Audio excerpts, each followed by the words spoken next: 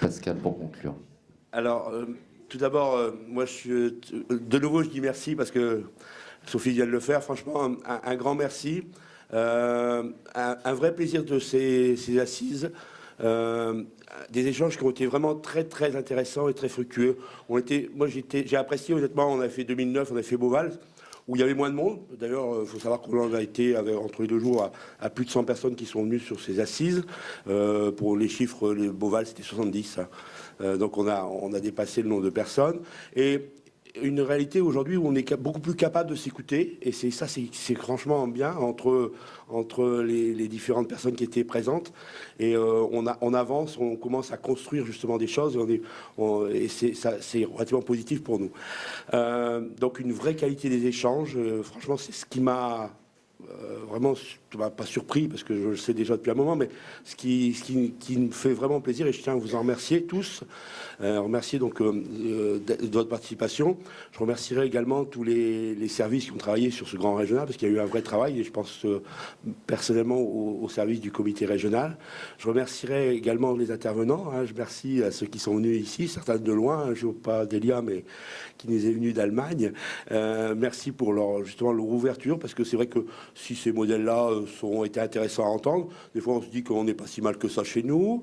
On a pu remarquer des différences de modèles, et on a eu par exemple ce matin une présentation d'un modèle privé, et qui est intéressant parce qu'il y avait plein de choses à prendre dedans, mais qui a ses limites aussi à un moment donné, puisque c'est vrai que la dimension sportive qu'on doit avoir, et j'ai entendu des messages qui sont quand même importants de mettre la valeur du sport devant, et c'est différent que la consommation du sport. On n'est pas sur le même registre, et c'est notre rôle en tant que comité régional, donc d'une fédération, d'un mouvement sportif, avec une délégation, à un moment donné, d'avoir une autre vision, la vision du sport, et pas uniquement la vision, même si l'économie s'impose à nous. Elle doit s'imposer. On doit, nous, à un moment donné, via nos actions, réguler un peu l'ensemble du circuit, même si la réalité elle est économique, puisque on n'a jamais rien fait sans moyens. Voilà, donc ça, c'est cette réalité, et cette réalité, on va avancer. Il y a eu des points qui sont quand même bien pour nous dans le montage du grand régional. Il y a des choses qui ressortent. Hein. Il est évident que on se rend compte que le grand régional, à un moment donné, il répond pas totalement aux attentes des niveaux, par exemple, amateur 2. Alors, excusez-moi, mais culturellement, j'ai tendance à mettre mes cursus en CSO, mais après, on pourra les retranscrire sur les autres disciplines, et je ne vais pas le faire sur l'ensemble des disciplines, mais tout le monde me comprend. C'est vrai que sur l'amateur 2 et aussi sur l'amateur 3, je crois qu'il y a des choses à inventer et des grands régionaux à mettre en place en s'appuyant sur un travail au niveau plus local, et plus local, et des départements et de l'ensemble du territoire. Donc ça, c'est important. Il y a eu des messages qui sont passés. Je ne vais pas reciter tout ce qui a été dit. Hein. On a pris des notes. Voilà, aujourd'hui, c'est penser un peu nos grands régionaux. C'est sûr au niveau équestre et aussi au profil. C'est une chose qui ressort importante. C'est-à-dire les gens ne sont pas dans les mêmes attentes. Je veux dire, ils ont pas. Il y a bien sûr une différence de niveau, mais il y a une différence d'attente à un moment donné. Celui qui veut venir faire une journée et qui est encore qui est pas prêt à faire 500 km et passer 3 jours sur le même endroit. Donc on a ces différences-là qu'il faut prendre en compte. J'ai écouté aussi pour les autres disciplines, et c'est vrai que c'est pas facile. Hein, je veux dire, on peut pas être pertinent partout. Je remercie Sophie qui nous a fait remarquer que nous étions dans les 6 disciplines. Je crois qu'on est la seule région à être dans 6 disciplines. Donc voilà. Et donc même en attelage, hein, on n'est pas en voltige, mais on n'a pas d'amateurs. À ma connaissance, il y a très très peu de concours amateurs, voire pas de concours amateurs en voltige en région. Je suis pas sûr de mon coup. Mais c'est monté. Moi, j'incite d'ailleurs les personnes qui sont dans la discipline, et comme on le fait aujourd'hui, on est en renouvellement de nos correspondants régionaux, parce qu'on va être au renouvellement de l'équipe. C'est plus un secret, puisque l'équipe que je vais avoir la chance de présider sera la seule, donc on n'aura pas de truc. Mais on est vraiment à l'attente de gens qui vont participer. Et entre autres, sur des disciplines, on a besoin de correspondants régionaux. Il y a certaines disciplines, on en a déjà. Il y a les disciplines, on est un peu pauvres. Donc on demande des gens qui vont s'investir pour le collectif. Donc n'hésitez pas. D'ailleurs, donc c'est dans cet esprit-là que je veux faire travailler le comité régional. Je ne citerai pas donc tout ce qui a été dit. C'est vrai que la volonté qui est commune de vouloir faire progresser, bon, ça on reviendra un peu sur les points techniques. C'est important, et je répète quand même, de prendre le cavalier comme un sportif, pas comme un consommateur. Moi, ça me choque encore un peu, même si à un moment donné, on doit être dans la contrainte, c'est d'être dans le milieu, dans la réalité économique, mais le cavalier doit rester un sportif et pas un consommateur à prime abord. Ça, c'est notre avis que j'essaie de faire partager. moi, je voudrais conclure vous redire merci. Franchement, c'était très enrichissant et positif. Et vous dire qu'à partir de maintenant, on va commencer à retravailler. Parce que là, on a donné des idées et il va falloir les écrire. On va mettre en place des groupes de projets qui vont fonctionner, entre autres pour le Grand Régional, où on va avoir des groupes de travail qu'il va falloir réunir. Donc je vous invite, si vous l'avez envie, à vous rapprocher entre autres de Marine, je ne sais pas où elle est, Marine, je ne la vois pas, mais qui doit être là-bas au fond, voilà, qui est Madame Grand Régional, qui fait pas de bruit, mais qui est toujours au bout, au fond qui est bien là, au fond de la salle, qui écoute, de vous rapprocher d'elle pour justement participer à ces futurs travaux qui vont avoir lieu, pour qu'on puisse faire progresser le Grand Régional Centre en région Centre. Et donc si vous avez une vocation, comme nous l'avons pour beaucoup d'entre vous, une vocation à travailler pour le collectif, n'hésitez pas à vous rapprocher de Marine. Eh bien, écoutez, merci encore. Je vais laisser la parole à notre président Serge Lecomte.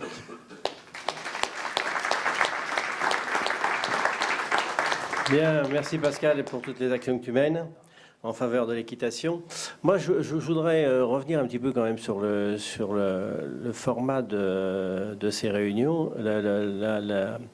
La réalité qu'on peut constater, et c'est un peu logique, c'est qu'on fait un peu de l'entre-nous là. C'est-à-dire que sommes ici des compétiteurs, des organisateurs de concours, et on réfléchit sur ce qui pourrait aller mieux, ce qui ne va pas, etc. Mais la compétition, les sports équestres d'une façon générale, ne pourront que reprendre de l'extension, ne pourront reprendre que de l'image en s'adressant à ceux qui ne sont pas ici.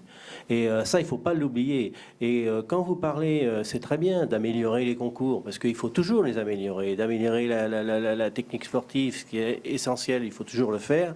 Il ne faut pas oublier d'aller chercher ceux qui ne veulent pas faire de compétition, ceux qui la rejettent, parce qu'on leur donne une image qui ne leur convient pas suffisamment, qui n'est pas assez conviviale, etc. Et la survie de la compétition, c'est d'aller vers cela. Donc, qu'on encourage des grands terrains à s'améliorer, à devenir des super terrains régionaux, nationaux, il le faut.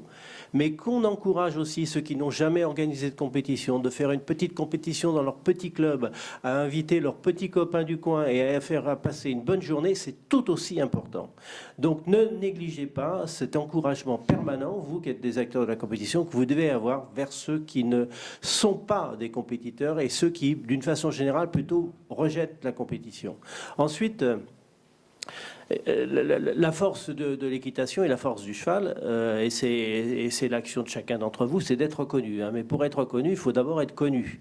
Et sans arrêt travailler cette image auprès du public. Donc il faut faire aussi attention que le public nous comprenne. Quand on réfléchit sur le règlement, quand on réfléchit sur le format des épreuves, etc., et il faut qu'on se fasse plaisir, nous cavaliers, mais il faut que le public y comprenne, parce que si on est tout seul au milieu de la piste et qu'il n'y a personne autour parce que personne ne comprend rien, c'est un vrai défaut. Donc il faut aussi réfléchir sur ces formats-là, il faut aussi réfléchir sur des méthodes de notation, parce qu'aujourd'hui on est sur le copier-coller de la déclinaison internationale, qui sont quand même un regroupement, ils sont là, je vais le dire doucement, qui sont quand même un regroupement de conservateurs de premier ordre. Donc c'est pas avec ça qu'on va innover, c'est pas avec ça qu'on va... Pour changer une virgule, comme je disais l'autre fois dans le règlement, à la FEI, il faut des années de discussion. Donc il faut qu'on soit capable d'innover sur des formats, d'innover sur des méthodes sur des méthodes de notation. Il y a beaucoup de disciplines. Hein. C'est ce qu'a essayé de faire le Hunter, et il y a encore du chemin à faire. C'est ce qu'il faut faire dans le complet.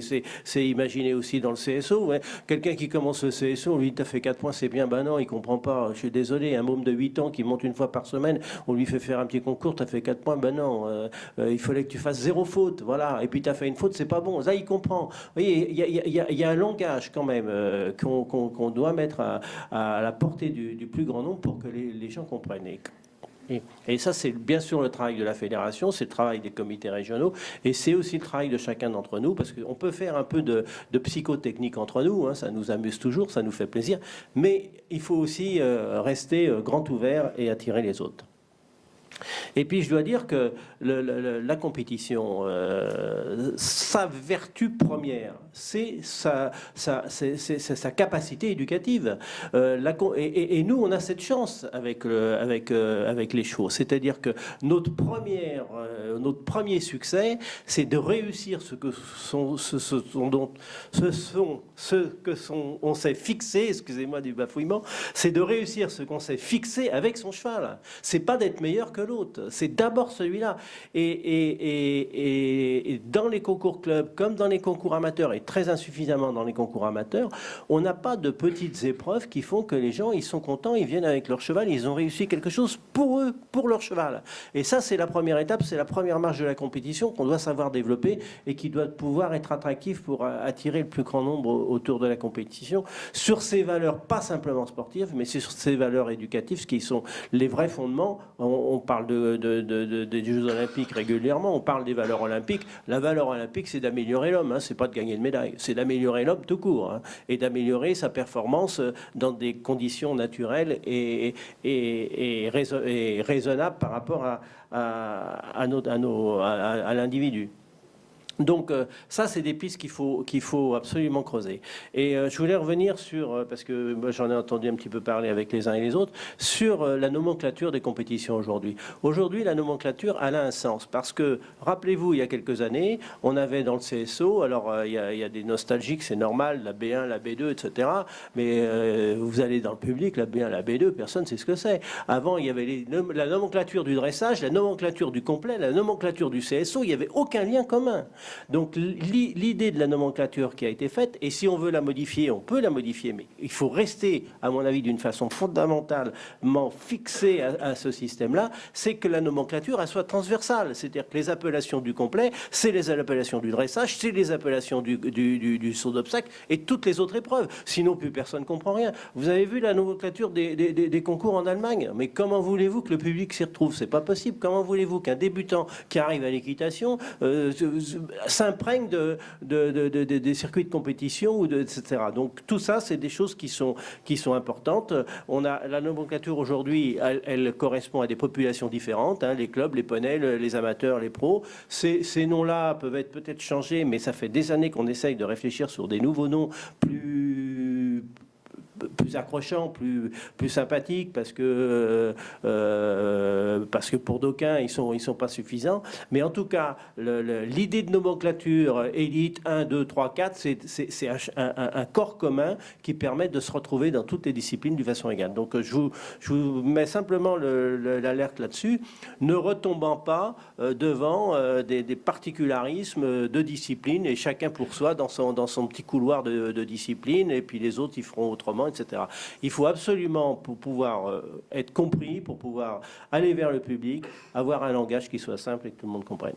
Voilà, enfin, il y aura encore beaucoup à dire. Je vous remercie en tout cas des efforts. N'oubliez pas qu'un règlement, c'est fait pour être respecté, c'est compliqué, mais qu'avant le règlement, il faut avoir dans les têtes de ne rien imposer et de tout suggérer. Parce que si on impose les choses, vous avez deux sortes de réactions, ou on s'en détourne, hein, ou alors on est dedans et puis on est de moins en moins nombreux à l'intérieur. Donc le règlement des compositions, nos propositions, l'action de la fédération et de ses organes déconcentrés, c'est de suggérer un maximum d'innovation, d'ouverture, d'attractivité, et puis d'éviter de dire bah oui, ça on n'a pas le droit, ça on n'a pas le droit, ça on n'a pas le droit, ça on n'a pas le droit. Ça, c'est quelque chose que vous devez vous interdire, à la fois dans votre quotidien vis-à-vis de votre public, mais aussi dans les évolutions que vous voulez apporter à vos activités.